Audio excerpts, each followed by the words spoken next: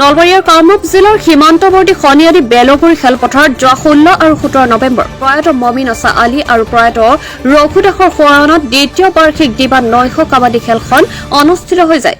খেলখন উদ্বোধন কৰে বিশিষ্ট সমাজকৰ্মী সুভান আলীয়ে। খেলখনত অতিথিৰূপে উপস্থিত থাকে মইনুল চৌধুৰী, আব্দুৰ ৰৌফ, খেলখনৰ প্ৰথম পুৰস্কাৰদাতা ৰবুল আলী, দ্বিতীয় পুৰস্কাৰদাতা ৰিংকু ৰবি দাস প্ৰমুখ্যে অঞ্চলটোৰ বিশিষ্ট লোকসকল।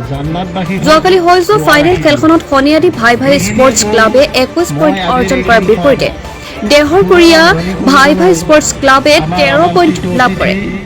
বিজেতা শনিয়াৰী ভাই ভাই স্পৰ্টছ ক্লাবক স্বৰ্গীয় মমিন আছা আলীৰ সোঁৱৰণত প্ৰথম পুৰস্কাৰ হিচাপে নগদ 5,101 টকাৰ লগতে ট্ৰফি দান কৰে দাতা ৰবুল আলীয়ে।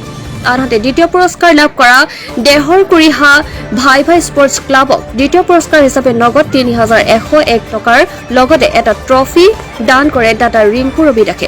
এই খেলখনে সমগ্ৰ অঞ্চলটোত এক সম্প্ৰীতি বাৰ্তা বহন কৰিছে। ভাই ভাই স্পৰ্টছ ক্লাবে আজি দুবছৰ ধৰি এনেধৰণৰ উন্নত মানদণ্ডৰ খেলা আমাৰ এই শনিয়াৰী বৃহত্তৰ অঞ্চলটোত অতি সুকলমে অনুষ্ঠিত কৰি আহিছে। সেয়ে আমি ৰাইজৰ ফালৰ পৰা তেওঁলোকক অতি ধন্যবাদ জ্ঞাপন কৰিছোঁ। তাৰোপৰি আমাৰ এই খেলখনৰ যিসকল উদ্যোক্তাসকলে বিভিন্ন সামাজিক কামত জড়িত থাকি আমাৰ এই অঞ্চলটোলৈ সুনাম কঢ়িয়াই আনিছে।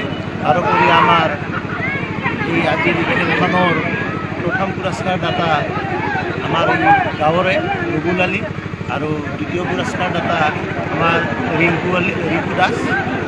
তেখেতসকলে এই খেলখন অতি সুকলমে অনুষ্ঠিত কৰিছে আৰু বিভিন্ন ঠাইৰ পৰা এই খেলখনত দল আহি অংশগ্ৰহণ কৰিছে আৰু আজি আহি আমাৰ চূড়ান্ত পৰ্যায়ৰ খেলখন অনুষ্ঠিত হৈছে আৰু এই চূড়ান্ত পৰ্যায়ৰ খেলখনত আমাৰ নলবাৰীৰ পৰা চম্পক বৈশ্যৰ প্ৰতিবেদন, জনজাগৰণ লাইভ।